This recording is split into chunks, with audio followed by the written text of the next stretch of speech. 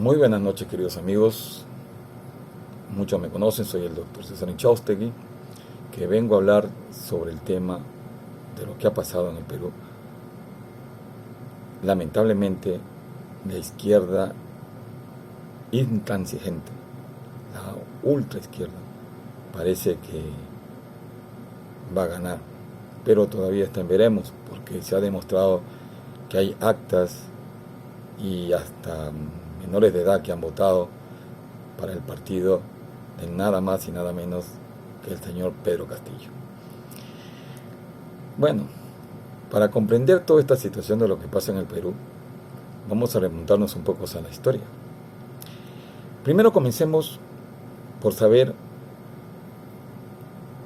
qué es el Fórum de Sao Paulo, para poder entender lo demás y la historia de Latinoamérica, y también del Perú, lógico está. El Fórum de Sao Paulo es un fórum que se reunió en 1990 con el auspicio de Fidel Castro y Lula da Silva, por el Partido de los Trabajadores de Brasil. Dicho esto, esta reunión reunió varios partidos políticos de izquierda y de extrema izquierda.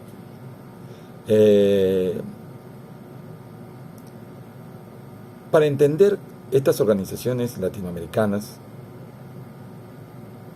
y de ideologías de izquierda que se reunieron en Sao Paulo, Brasil, que fueron nada más y nada menos que 120 entre partidos de Latinoamérica, el Caribe y del mundo, de todas las tendencias socialistas de izquierda, vamos a hacerlo serio, y revolucionarios también, ¿por qué no? Este foro nace porque Fidel Castro, en el año de 1987, se da cuenta de que la izquierda comunista iba en decadencia. Entonces, trató de buscar una alternativa de cómo sobrevivir, porque ya se veía que su gobierno y su revolución se iba a su fin, si no se podía mantener financieramente. Encontró un joven de los trabajadores, Lula da Silva, y justamente Lula da Silva pues se reúne en el Foro de Sao Paulo en 1990 y crean una coyuntura en cómo sobrevivir como partido, como movimiento. Entonces ahí dijeron, bueno, no, tenemos que sobrevivir. En esa reunión se trató justamente para que puedan llegar al poder a través de la democracia, ya no a través de guerrilla, porque se dieron cuenta que por ahí no podían hacer nada. Entonces la idea es llegar también a las poblaciones, a los colegios, universidades, y lavar cabezas. La idea era meter el socialismo, ¿okay?, y acabar con el supuesto movimiento neoliberal que ya se estaba gestando supuestamente para ellos en 1990, ¿okay?, que fue en toda Latinoamérica. Dicho esto, pasemos pues a lo que es realmente el Foro de Sao Paulo. El Foro de Sao Paulo es una organización internacional que reúne, como digo, movimientos de izquierda y extrema izquierda de Latinoamérica y del Caribe, especialmente. Tiene conexiones con movimientos internacionales como el Movimiento Mundial y otras organizaciones socialistas. Con el único objetivo de este foro era llegar al poder para sobrevivir como partidos y para que el comunismo siga sobreviviendo. Pero ¿cómo podían hacer si habían millones de muertos dentro de la revolución cubana? Y lo que había pasado con pues la Unión Soviética, cuántos murieron. en la Mao Zedong, en China. O sea, han habido muchos muertos. Entonces la gente rechazaba el comunismo. Entonces tenían que lavar cerebros. Y así fue, logrando. Y en el 2003, Lula da Silva gana la presidencia en Brasil. Fue el primer presidente que logra llegar al poder del Fórum de Sao Paulo. Posteriormente, cuando decae la Unión Soviética en la perestroika, ¿ok? Ya no tenía financiamiento Cuba, tenía que buscar esa ayuda financiera, y siempre su objetivo fue Venezuela. Claro, el primer objetivo, Brasil, pero le faltaba algo más. Y en 1998 logra ese objetivo a través de un militar golpista venezolano. Hugo Chávez Frías llega al poder por votación popular, con los mismos discursos. El pueblo salvará al pueblo, el pueblo es el que tiene que gobernar, que es malo ser rico, que no iba a expropiar, pero todo lo contrario, expropió. Hizo el socialismo de ultra izquierda, el socialismo que conlleva a lo que ellos llaman el socialismo del siglo XXI, que no es otra cosa más que un comunismo latinoamericano.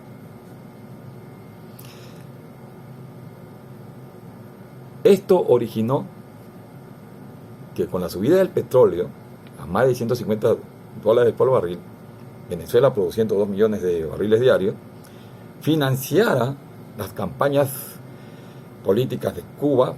Económicamente también lo financió, también le suministró petróleo, gasolina, para que pueda sobrevivir.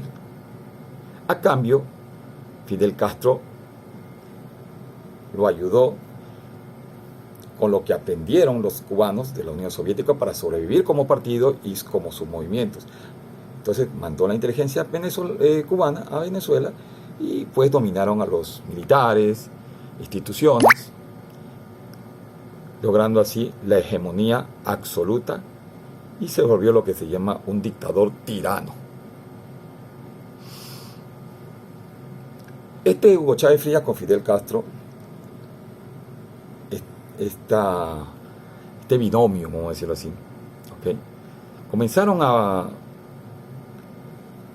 tener más reuniones del Foro de Sao Paulo. Anualmente se reúnen. Y comenzaron a organizar formas de lograr tener hegemonía en toda Latinoamérica, en contra del imperio norteamericano, según ellos. A lavar cabezas. Entonces sucedió lo que tenía que suceder. Correa en Ecuador, Evo Morales en Bolivia, y una serie de movimientos de izquierda en Latinoamérica, inclusive en Nicaragua. En estas reuniones de Foro de Sao Paulo se dice pues, y se hace y se construye planes para dominar toda Latinoamérica. Su objetivo es llegar al poder mediante manipulaciones y lavados de cerebro para perpetrarse en el poder y tener una unión mutua en contra del imperio, creando también, dominando al pueblo. Y como dijo Stalin, si tú quieres dominar a un pueblo, pues humíllalo, maltrátalo y dale de comer de a poquito. Al principio pues se muestran como San Nicolás, como Papá Noel le dicen en algunos países, ¿no? Les van a regalar, les van a dar, y después cuando ya hayan logrado su objetivo del dominio absoluto de todas las organizaciones, comienzan pues a crear la pobreza general. Porque para ellos el pueblo tiene que ser dominado para que haya igualdad, pero una igualdad en pobreza, que es lo bueno. Ojalá fuera de riqueza, pero es de pobreza. Hablan como el señor Castillo. ¿Cómo es posible que en un país rico haya gente pobre, ¿no? Entonces, totalmente absurdo. Creo que las oportunidades que te da la democracia es mucho mejor que solamente te estén dando una bolsita quincenal o semanal o mensual para tu ración de comida, porque no puedes comer más de la cuenta. No tienes libertades. Pero eso hablaremos en otro capítulo. Lo que yo quiero expresar aquí es que por qué el Perú votó por Del Castillo. Porque en Perú ya también había lavado cerebro, como en otros países de Latinoamérica, financiado justamente por este país, Venezuela, que financió también la entrada de Correa en Ecuador, inyectó dinero al Ecuador, con ese alza de petróleo, regaló dinero a Ecuador para sus beneficios, para seguir su expansión junto con el señor Castro del socialismo del siglo XXI, que no es más que otra cosa que un comunismo disfrazado, hecho a la medida de Latinoamérica. ¿Qué pasó posteriormente? Muy bien. Después vino Bolivia, con Evo Morales. He escuchado a muchos peruanos que dicen que hizo un buen gobierno. ¿Quién hace un buen gobierno si el señor Evo Morales iba a Venezuela cuando estaba Hugo Chávez Frías y le daba un cheque por millones y millones de dólares para que pudiera manejar el sistema económico de Bolivia? Le regaló turbinas. En Venezuela se está muriendo de hambre y también no pueden ni tener ni luz, no pueden tener una nevera para conservar los alimentos, porque no hay luz, porque el señor Hugo Chávez Frías le regaló turbinas para crear centrales eléctricas a Bolivia, le inyectó dinero, desarrolló su industria minera, le dio aviones, le regaló el avión en la cual ahorita Evo Morales se va como un hacker a diferentes países con su avión privado, y que viene del pueblo. Señores, vemos la corrupción en Venezuela, vemos la corrupción que hubo de Evo Morales y de Correa, y según que iban a acabar con la corrupción. Dicho eso, ¿qué pasó en el Perú? Bueno, en el último Fórum de Sao Paulo en 1920, en el 2020, se reunieron en Caracas un 28 de julio, que terminó justamente el Foro de Sao Paulo de ese año. Duraron 5 días, 4, en esa reunión, y planificaron más estrategias para llegar al poder. ¿Y quién entró y quién participó en ello? Nada más que el Partido Perú Libre, el Partido Comunista Peruano y el Partido Socialista Peruano. Por eso hace unos años, cuando el señor Cerrón se lanza como presidente, comienza el mismo discurso. ¿Cuál es el discurso de ellos? El populismo. Que el pueblo gobernará al pueblo, que el pueblo libertará al pueblo, que el pueblo se dominará, que la economía tiene que ser de abajo hacia arriba, no de arriba hacia abajo, que lo malo es ser rico, que nos están explotando, que hay que nacionalizar, que hay que hacer una asamblea constituyente, cambiar la Carta Magna a su medida, lógico está, para perpetrarse en el poder. Esa es la idea real, y Cerrón lo ha dicho, y así es también de su alumno, el señor Castillo, porque es el mismo discurso, si ustedes ven, que cuando Cerrón se lanzó a presidente. Claro,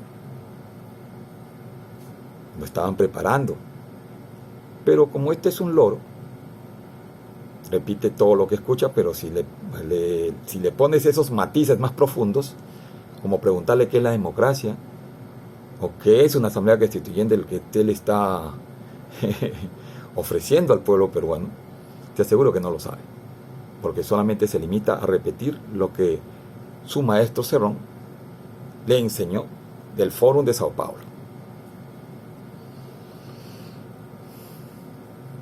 ¿Qué ha pasado aquí en el Perú? Ha habido lavado de cerebro. Y en el Perú ha habido socialismos nacionalistas. Velasco Alvarado. Muchos dicen que han sido buen gobierno, eso dicen los socialistas. Pero sin embargo, la economía peruana, no fue solamente Alan García que destruyó la economía peruana. Velasco Alvarado hundió al Perú en una economía totalmente desaforada, una economía destruida. Él nacionalizó las empresas petroleras y otras empresas del Estado, supuestamente que pertenecían al Estado, o que el Estado debería dominarlas, como la reforma agraria, que fue un fracaso, que no lo planteó el señor Velasco Alvarado, sino se planteó en el primer gobierno de Belaúnde Terry, pero lamentablemente los partidos de izquierda, como el APRA, que es de izquierda, no permitían que el señor Belaúnde Terry desarrollara un sistema para poder hacer la distribución de la tierra. O sea, ya se planteaba la reforma agraria, pero de una forma totalmente distinta, no errática como lo hizo el señor Velasco Alvarado. ¿Cómo hizo el golpe de Estado? Con el pretexto de la página 11, que más adelante se supo que eso era una gran falacia. Fue el pretexto para el golpe de Estado. Y cuando da el golpe de Estado, bueno, ese sistema socialista fracasó. Centralizó todo en Lima. Las provincias no tenían nada. Las provincias se atrasaron. Perú se atrasó, un país totalmente atrasado. Hasta ahora vemos las consecuencias de esas acciones del señor Velasco Alvarado. Si no, pregunten a cualquier persona de provincia. Sus provincias son recién ahorita se están comenzando a construir carreteras. Antes no existía ni eso. Si tú te comparas a América Latina, las provincias están más avanzadas. Y aquí todo se centralizó en Lima. El poder se centralizó en Lima por el socialista, procomunista, un comunismo adaptado al Perú, el señor Velasco Alvarado. Posteriormente, viene la democracia con el señor Bermúdez, que le da el golpe de Estado a Velasco Alvarado, y trae la democracia, en la cual gana la presidencia el señor Belaúnde Terry, su segundo periodo, su segundo mandato.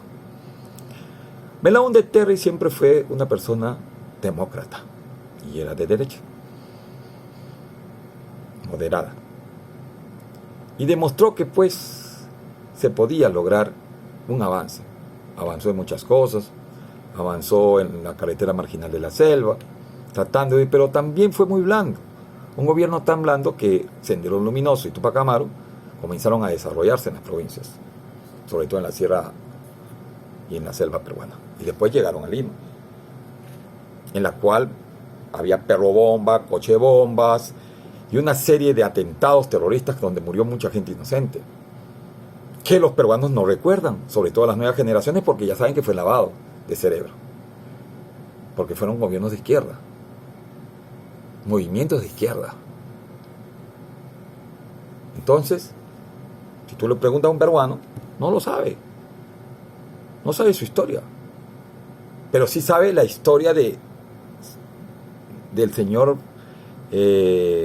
Fujimori, Alberto Fujimori, que fue un corrupto, que fue un ladrón, que fue todo, una serie de tal vez verdades y mentiras. Pero lo que sí es verdad es que la economía peruana comenzó a desarrollarse en la época del señor Alberto Fujimori. Sí, con todos sus defectos. No estoy de acuerdo que haya sido elegido popularmente, ya tenía un buen periodo, después se volvió un dictador. No estuve de acuerdo, ni lo estaré jamás, de ningún movimiento que sea dictadura de derecha o de izquierda. Pero sin embargo, debemos darnos cuenta que en ese momento tal vez merecía el Perú eso, o era necesario ese mal, porque el Sendero Luminoso y Tupac Amaru se apoyaban en la democracia, en los derechos humanos, para cometer sus fechorías. Llega el gobierno de Alan García, antes de Fujimori, lógico está, con la cual aplicó las leyes socialistas del APRA, no quería pagar la deuda externa, los bancos se fueron a pique, la economía se fracturó, el dólar, hubo un alza terrible del dólar, una devaluación del sol terriblemente, que hasta tuvieron que cambiar la moneda. Y aún así el INTI también comenzaba a devaluarse. Era uno de los países con mayor peligrosidad para venir a invertir, porque Perú había caído por no pagar la deuda externa. Habían declarado un país que no se podía invertir. No era un país para arriesgarse a invertir, por el sistema que implantó el señor Alan García en su primer gobierno, y también por el terrorismo excesivo, entonces, que no permitía pues esta clase de inversiones. Entonces se fugaron las inversiones. El Perú cayó en una segunda decaída económica después de Velasco Alvarado. Cuando esto se termina, pues entra Fujimori, y ya ustedes saben la historia, o quieren que se lo repita. Mejor lo voy a repetir un poquito, porque el peruano no tiene memoria, me he dado cuenta. Sí, entra el señor Alberto Fujimori por voto popular, y comienza un gobierno de derecha. Los partidos que dominaban el Congreso eran en su mayoría contrarios al fujimorismo, entre ellos el APRA, AD y otra serie en este tiempo también existía el FENATRACA y todas esas idioteces socialistas, logrando así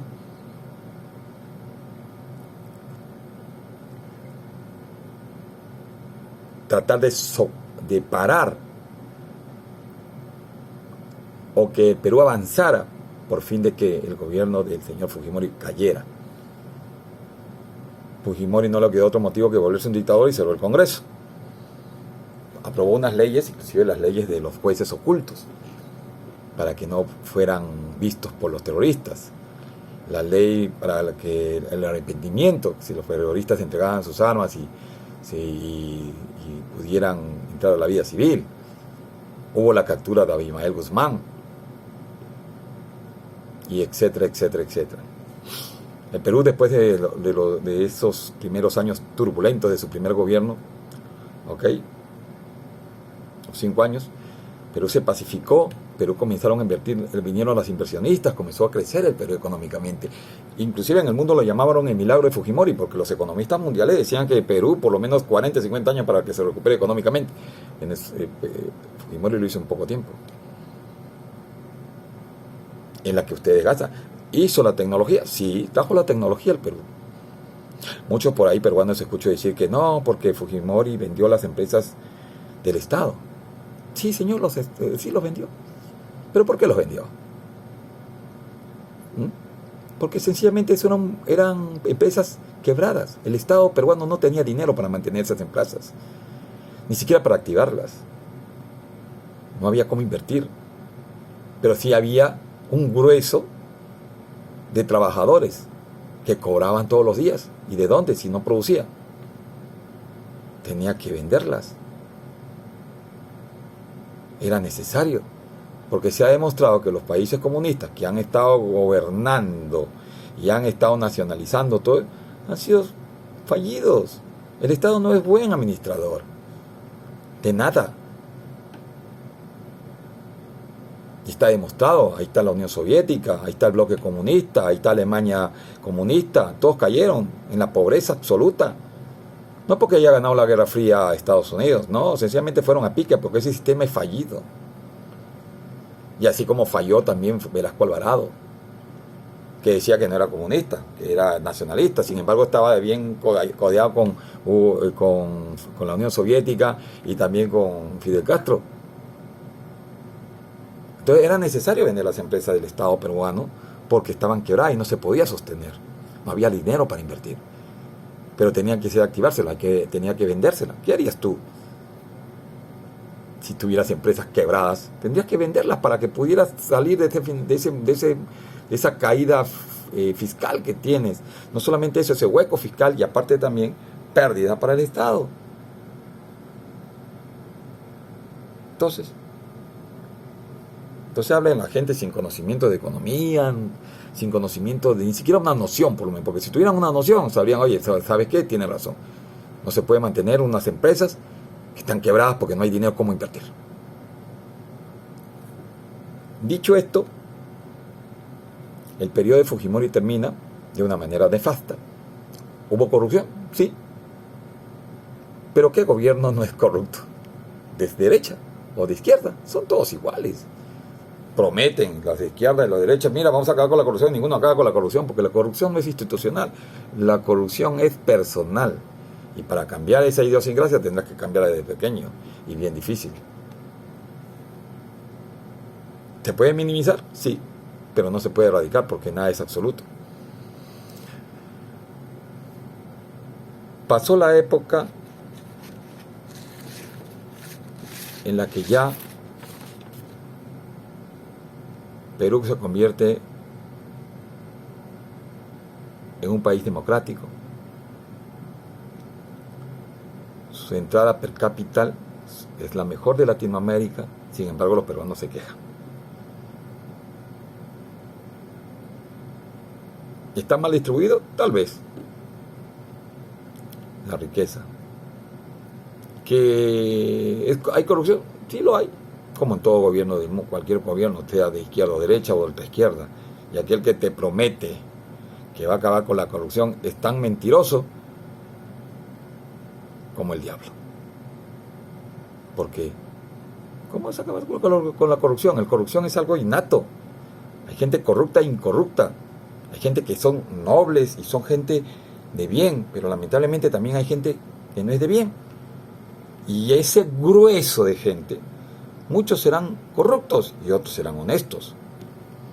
Pero como vuelvo, repito, no hay nada absoluto, no se puede acabar. Hasta en el gobierno si vamos a hablar de religión, pues hasta el diablo se reveló a Dios. Ni siquiera el gobierno de Dios era perfecto, porque el diablo se reveló ante el poder del Creador. O sea, aquel que te promete acabar con la corrupción es un mentiroso. Ahora, que te prometan que van a minimizar la corrupción y que van a poner leyes para eso, está bien, puede ser, pero no me venga que el socialismo va a acabar con la corrupción o que va a acabar con tu hambre, porque es el primero que te va a hacer pasar hambre. Señores, miren lo que pasó con Venezuela, miren lo que pasó en otros países cuando gobierna un gobierno socialista, pro-comunista, de ultraizquierda, peor. Porque si fuera izquierda moderada, quién sabe, como han gobernado los gobiernos de media izquierda en Perú. Ollanta Humala, el señor Alan García, el señor, el último, el presidente, bueno, todos los presidentes peruanos en general han sido en la mayoría de izquierda moderada. ¿Ok? Así que me vengan a decir de que la derecha gobernó. La derecha gobernó muy poco en Perú. Y los gobiernos de derecha prácticamente moderada pues han logrado desarrollar al Perú. ¿Han seguido las mismas pautas económicas de Fujimori? Sí, por eso el Perú ha crecido. apreciado comparado a toda América Latina, es el que más creció en la región en los últimos 20 años. Sin embargo, ustedes los peruanos no se dan cuenta de eso. O bueno, no todos, los castillistas, los neófitos, los que no quieren ver, viendo las cosas en sus ojos, los que no quieren escuchar, teniendo oídos. ¿Cuántos hermanos venezolanos nos han dicho, oye, no hagan caso a eso son mentiras? Todas esas ideas de las campañas, de que están prometiendo el pueblo con el pueblo, eso lo hizo Fidel Castro para derrocar a Batista. Y esas ideas y esa forma de llegar al pueblo, ¿ok?, le enseñó a Hugo Chávez Frías, le enseñó también a Lula da Silva. Y igual que Cerrón enseñó al Castillo a hablar eso, que el pueblo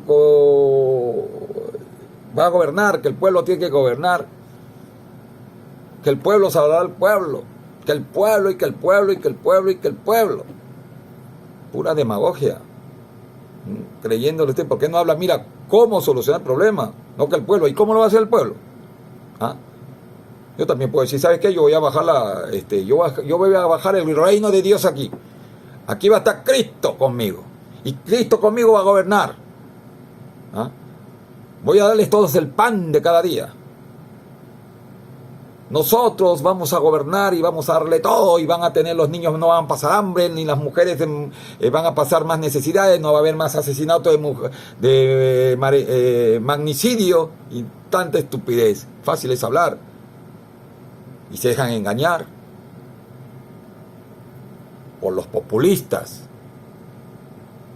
Ahora, señores peruanos, hermanos peruanos, ustedes que han votado por el Castillo y que posiblemente sea de Castillo el presidente de la República, el Fórum de Sao Paulo va a llegar a ustedes. Y en unos años van a estar llorando porque destruyeron el futuro de sus hijos por creer en un populista. Y también he escuchado también a un tal Belmont. Mire, señor Belmont, usted habla de corrupción. Si usted es un corrupto,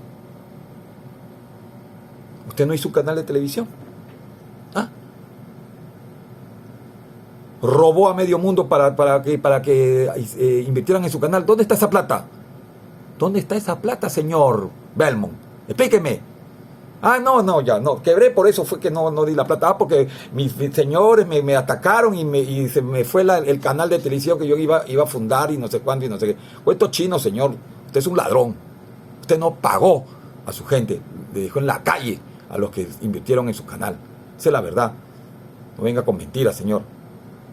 Usted no tiene moral para hablar de corrupción. Y todavía apoya a un socialista, porque yo pensé que usted era un poco inteligente. Para mí usted es un señor con mucha verborragia, pero desconoce la verdad y habla mejor. Creerán la gente, ¡uy, qué inteligente este señor! Para mí es un idiota, un estúpido. Así se lo digo de frente, usted es un estúpido. Usted no tiene cerebro. Usted solamente le engaña a la gente neófita, que no tiene conocimiento de la historia. No tiene conocimiento del saber. Manipula su mente, porque usted sabe que los manipula con mentiras, porque usted mismo es una mentira. O no sé, que a lo mejor la vejez le está afectando el cerebro y le está fundiendo las neuronas. Puede ser, pero no lo creo. Creo que usted es un señor que ni siquiera sabe lo que dice. Puede engañar a cualquier estúpido, pero a mí no me engaña ni a ningún peruano que tenga algo de cultura. O hay intereses económicos por ahí. Puede ser, señor Kellam, porque usted es un ladrón. Yo se lo digo en su cara, usted es un ladrón. Estafó a toda esa gente que invirtió en ese canal. ¿Ok? Señor, yo sí tengo memoria y sé quién es usted. Y también tengo memoria de quién fue Velasco Alvarado. Y también tengo memoria qué es el Foro de Sao Paulo y qué es lo que pretende el Foro de Sao Paulo en el Perú y en toda América Latina. Dicho esto, señores, Dios bendiga a América Latina y Dios bendiga al Perú.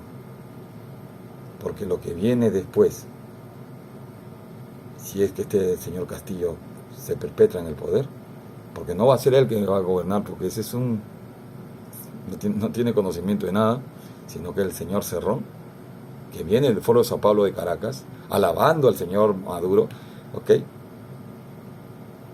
diciendo que eso no es una dictadura, que es Estados Unidos que lo tiene bloqueado. Mira, antes de que hubiera el bloqueo norteamericano ahí en Venezuela, ya la economía estaba fracturada en Venezuela. Le echaban la culpa a los ricos, porque siempre de todos los males le echan la culpa a los demás, pero ellos no tienen la culpa. Ustedes los socialistas no tienen la culpa, sino el resto, que les atacan y no sé cuánto, y crean el nacionalismo que la gente les cree. Pero sabes que existimos intelectuales que no nos creemos ese cuento. Lamentablemente, si alguna vez el Perú vuelve a encontrar su democracia, eduquen bien al pueblo venezolano, al pueblo peruano y venezolano también, ¿por qué no? Edúquenlos, para que no vuelvan a engañarles y lavarles el cerebro. Los tengo pillados, socialistas del siglo XXI, Fórum de Sao Paulo, los tengo pillados. Buenas noches.